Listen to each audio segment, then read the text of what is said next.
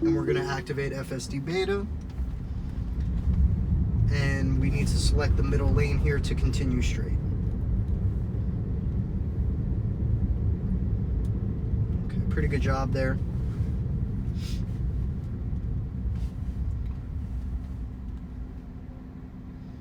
So we'll go over a few things on our display here.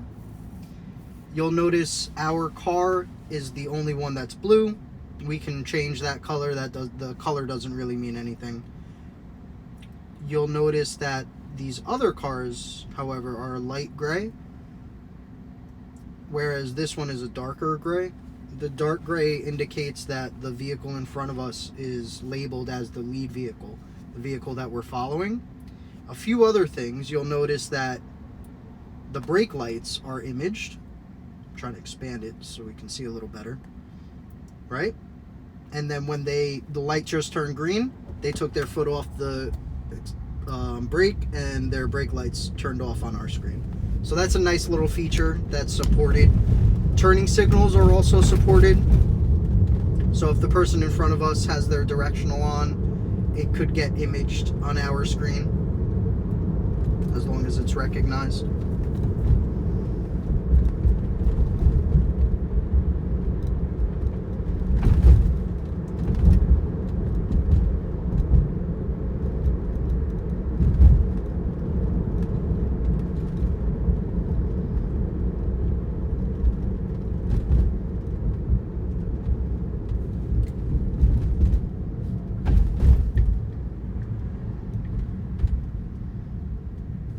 Even though we're very far away from this traffic light, the lights are imaged already, which is nice to see. They're all the way at the end of the visualization there. So this person's turning left, okay. We need to go around them, and they made it very easy for us to do that.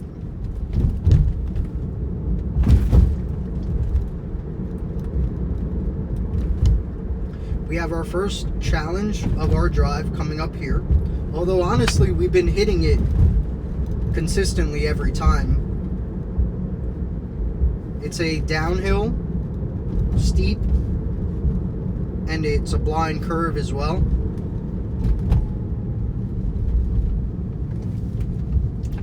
It's pretty safe as long as it's clear conditions. That's not true when it's raining or snowing out. So the one issue that does need to be corrected here is we are picking up that caution light as basically a yield, and we're slowing down for it, and I'm having to give an accelerator press to move us through.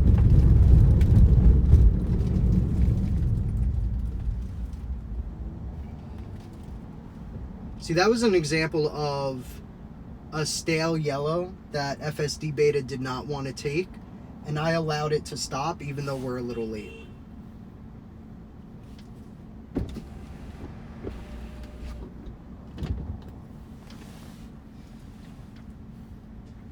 I was watching the whole situation, and I wanted FSD beta to be able to handle that itself. So there will be situations where, you know, it's a stale yellow and we need to make a late stop, and it's good for beta to get that practice in now.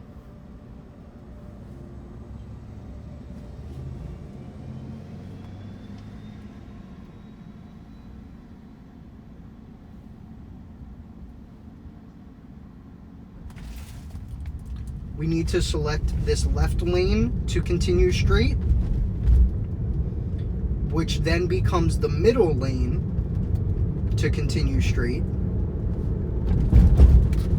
which then becomes the right lane to continue straight. This person has their hazards on to stop. We went ahead and used our left directional to indicate around them. And then beta had a little trouble latching back onto our path to continue straight,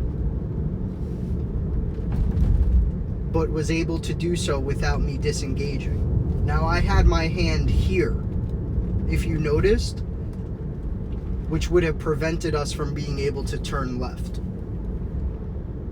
So what I would recommend, if you just start using FSD beta, you want to keep both hands on the wheel.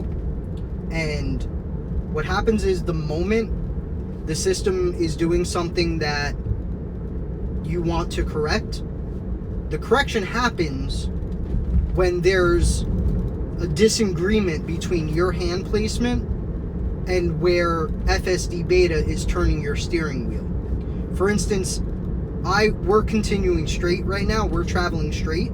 So the way that my hands are positioned currently only allows for the vehicle to continue straight with some slight adjustments, right? For, keeping us centered in lane.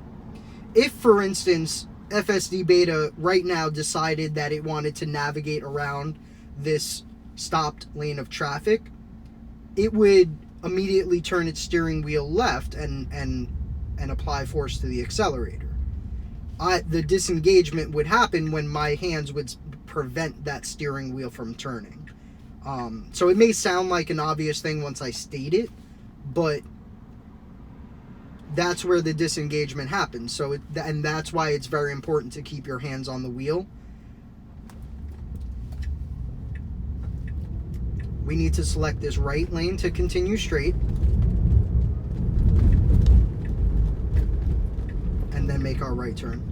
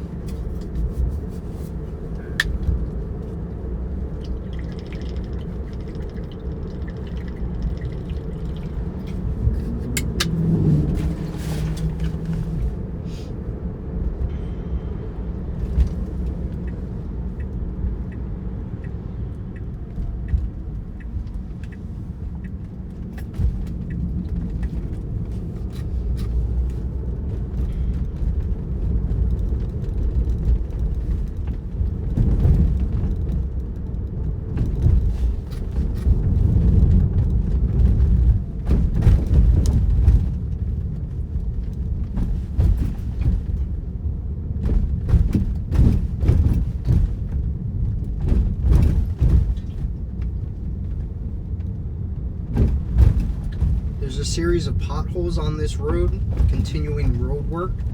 So I just go ahead and set our speed manually down to 15. Speed limit on this road is 25.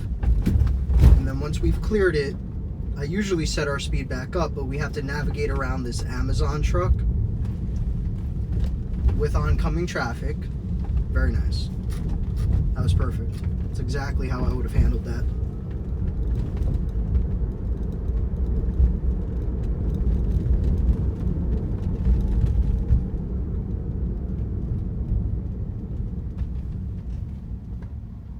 So this is our section of our route that autopilot is essentially handling with zero input at this point.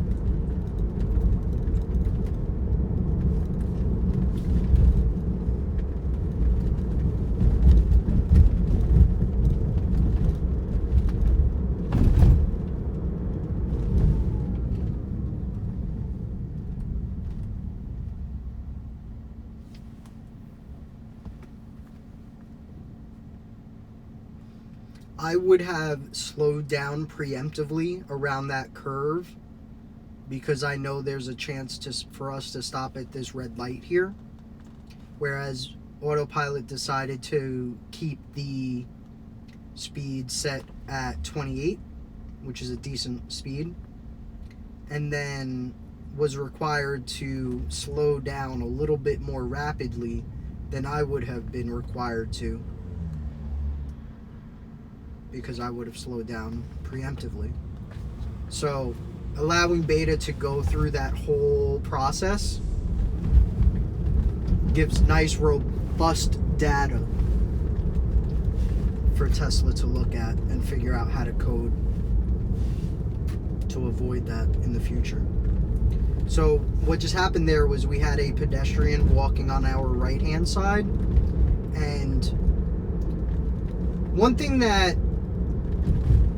feature of FSD beta currently is that it will navigate around objects and pedestrians a little bit closer than humans do. Humans tend to leave a nice cushion of room, whereas beta won't. Sometimes it'll even seem like it's taking the closest possible route to avoid hitting an object, but not leaving any cushion. So with pedestrians, we always want to be sure that you have full line of sight of the front of your vehicle, and you could see precisely that there's enough room for you to cross past pedestrians safely. And if you feel like you need more room, just take over.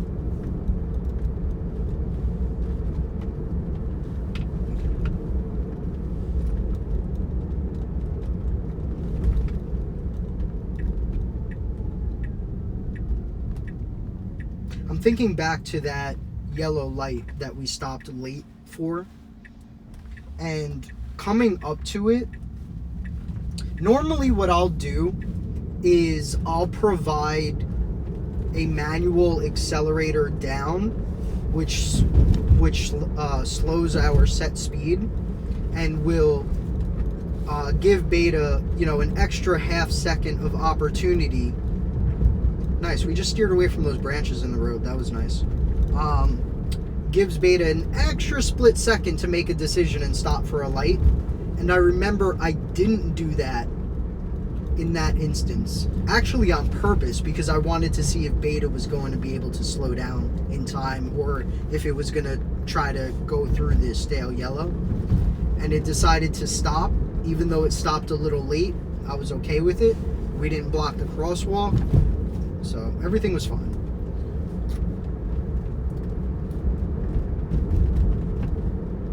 So we have a green here, and we have the right of way in front of these people who are making a left on green. Right on green has priority over left on green.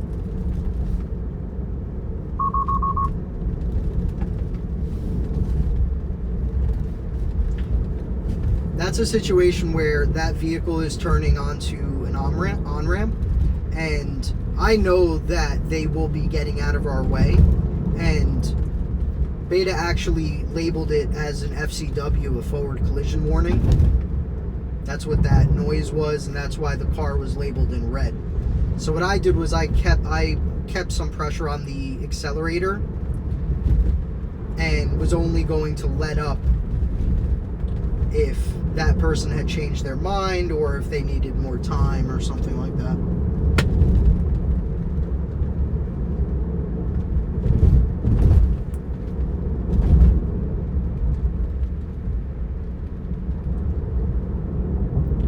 We're in a 30 and our speed is set to 36.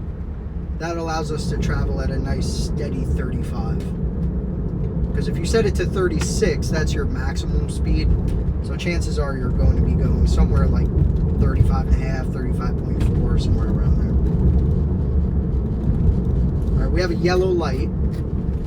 See, like, I use my scroll wheels, so when I start scrolling down, that's an extra factor for beta to consider when making its go or slow down decision.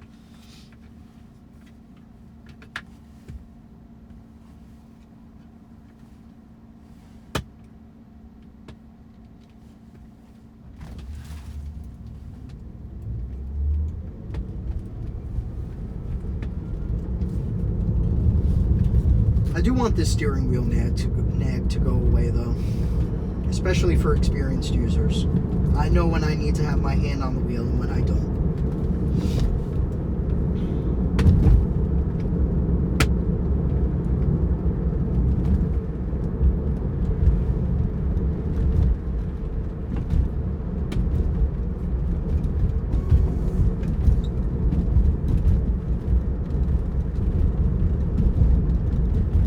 Apparently using your windshield wipers gets rid of the nag. That's cool.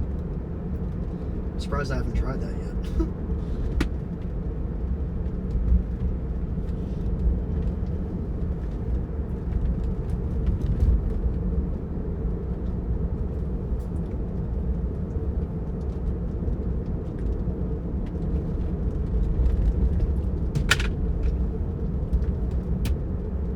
We are hitting all the yellows today.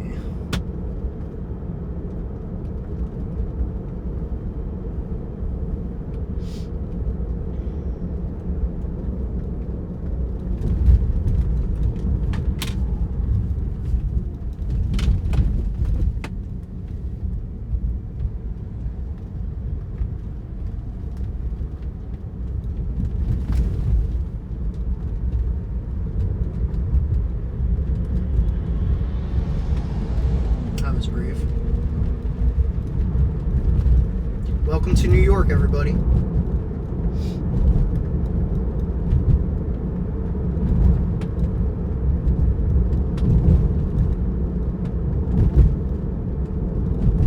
Now, mind you, we are all of a sudden this Mercedes is slowing down. When he just passed us, we were going our 36, which is 5 miles above the speed limit. So we were speeding. The Mercedes in front of us was speeding, but that wasn't fast enough for that guy.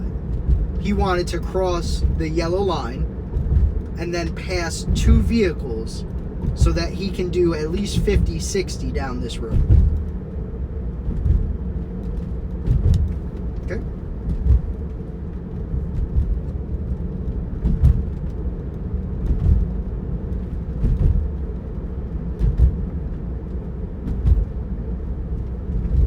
And I don't blame him. You know, we all have our moments, and that's okay. There's, sometimes what I noticed is sometimes you're the aggressive driver and sometimes you're the defensive driver. And what I would advocate for is always try to be the defensive driver. Let things go. When you're driving, try your best not to take anything personal and just let things go. Just let it go. And also, one important lesson to learn when you're driving is there's a spot in front of you. Either you want it or the person next to you wants it more. If they want it more, let them have it. And what I mean by that is like when, let's say someone's merging onto the highway and they clearly are trying to get ahead of you, just let them go. It's fine. Everything will be okay if you let someone pass you. It's okay. And then another thing is, if you see someone driving slow, try your best to give them the benefit of the doubt. Like this guy right here, okay. He was just lane straddling. He was just driving in the middle of two lanes. He was just crossing white lines. Am I going to get bent out of shape about it and curse? No. Picture it's your grandma. Like, imagine it was your grandma trying to drive home. Like, imagine it's someone you love. You know what I mean? Or imagine, like it's someone new to the area and they don't know exactly where they're going. Try to envision yourself when you've been lost before and how stressful it could be. Just give other people the benefit of the doubt. It's okay. So we have a blinking red here. Normally, it's just a regular stoplight. So a blinking red you treat like a stop sign. So you stop, and then you go. That worked out perfectly.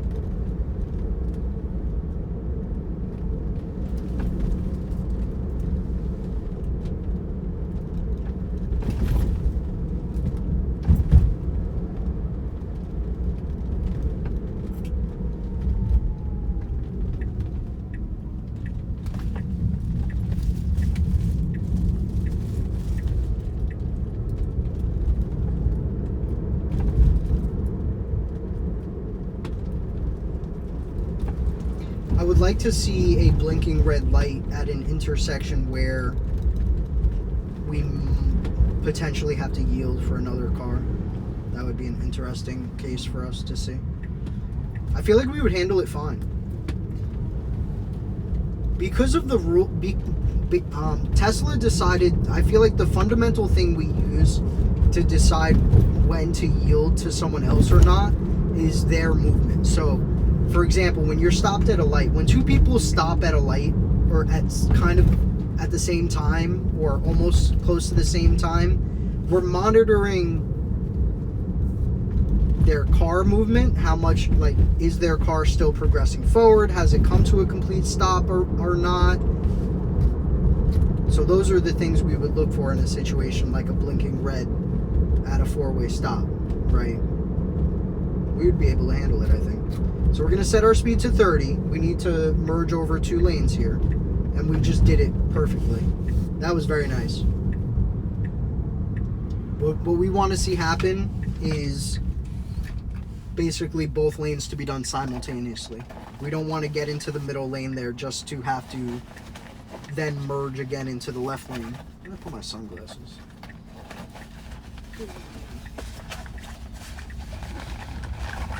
So there's a person behind us, and the people in front of us are... That was not very nice. So they just decided to stop in the middle of the intersection for some reason, which prevented us from hitting that green light, and the person behind us too. That seems intentional for some reason.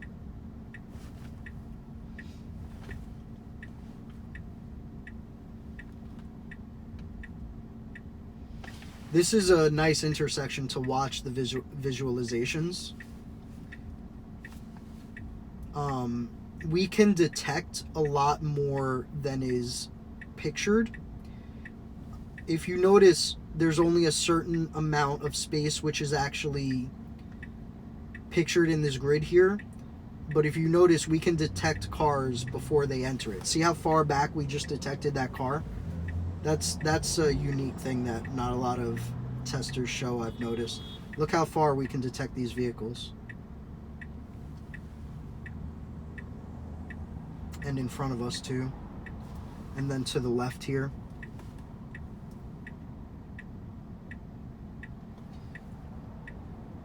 So fundamentally, that's one reason why autonomous vehicles are just superior to human drivers.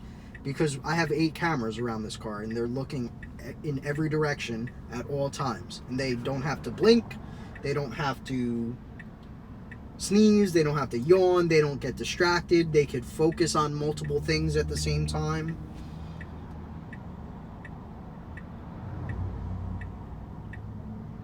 Look at that. Like, these cars right here are making their right turn. That car is proceeding straight. Alright, we're going to have our green here.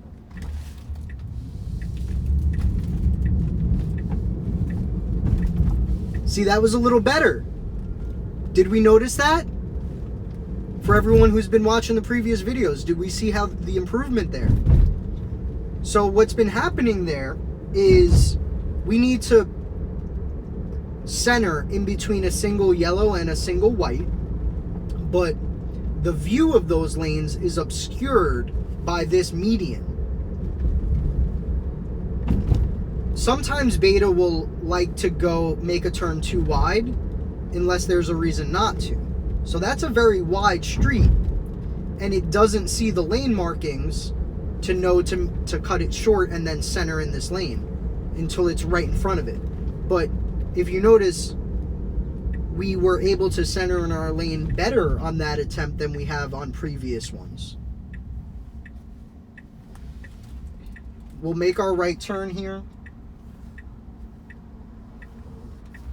We're going to do the 0 input and see if beta has any weird behavior this time like it did the other day. Alright, nothing crazy today. Alright, so we have a vehicle in front of us making a left. They're going to change their mind and go straight. We have a vehicle double parked. Alright, so we're going to wait for them to clear, and then we're going to go straight. That was our only real option there. Alright, so we're going to get into the left here, and we're going to give us an accelerator press just to get through that yellow. Been hitting all the yellows today. That's a trend.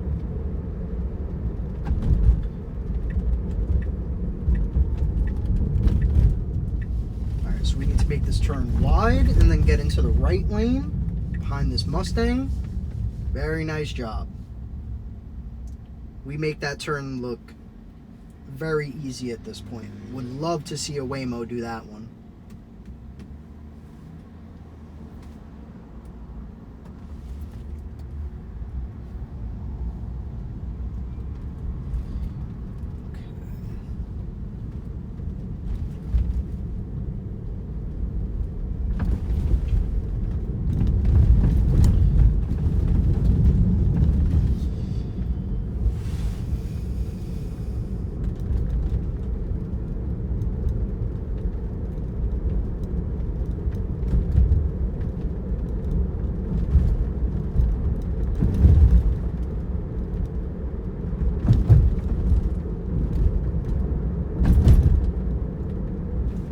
Looks like this person is pulled fully into our...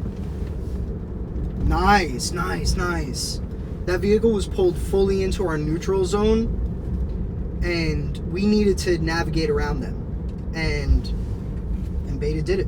That was very nice. Alright, looks like... Okay. It looked for a second like that blue car was going to make this left. But he was just going slow. And the Mustang was just tailgating.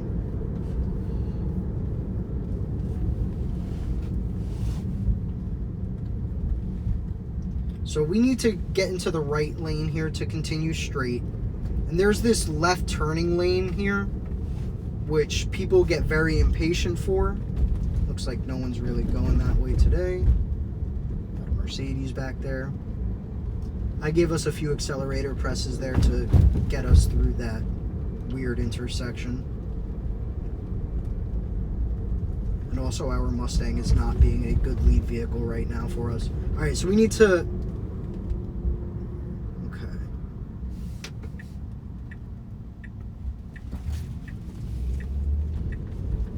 See, that's an uncomfortable situation, but I wanted to let Beta handle that.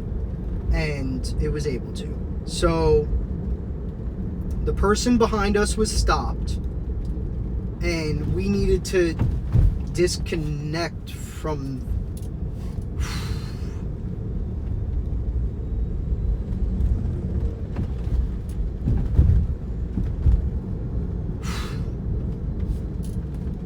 I got distracted there. I apologize.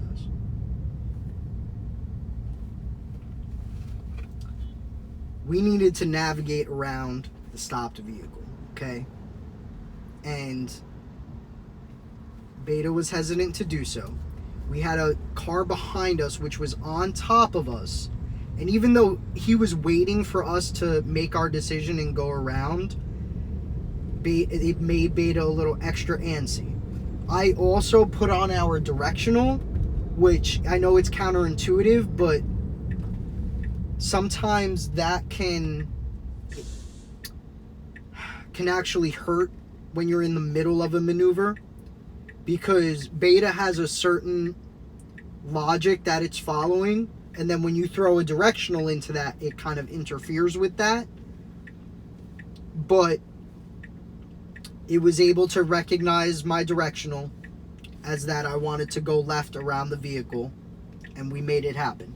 So that right there, that's a situation that I would have disengaged for earlier in my testing.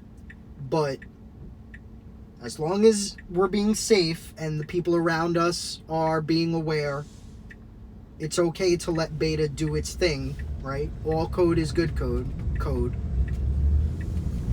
All data is good data for these neural nets.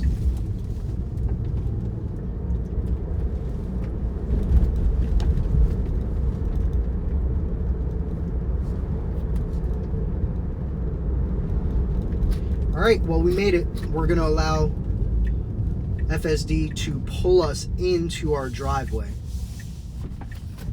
And that's it. Parking lot to parking lot.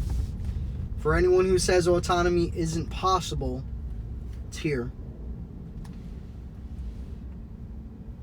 And now watch what happens when this car pulls out. Let's see if we... Yep, adjust for him. That's what I was waiting for. See that? Alright, we're gonna manually disengage to pull out into our parking spot here.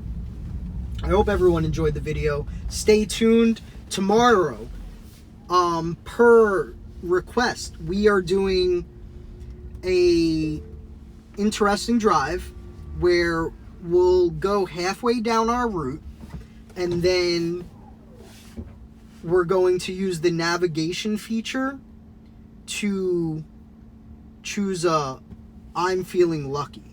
Okay? Right here, you can actually just hit lucky, and it'll just give you a random destination. So, for instance, today it wants to take us to a lighthouse in Mamaroneck, 2 towns over. We're not going to do that right now. We're going to do that tomorrow. So, stay tuned. If you did enjoy watching the video and you enjoyed watching an autonomous vehicle, and you maybe enjoyed my narration, hey, like the video. I would really appreciate it.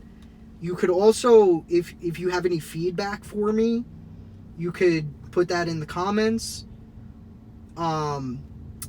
And I would really appreciate anyone subscribing to the channel, right? To grow our exposure, people, and allow more people to see EVs, how great they are, and, you know, the exciting future of hands-off driving.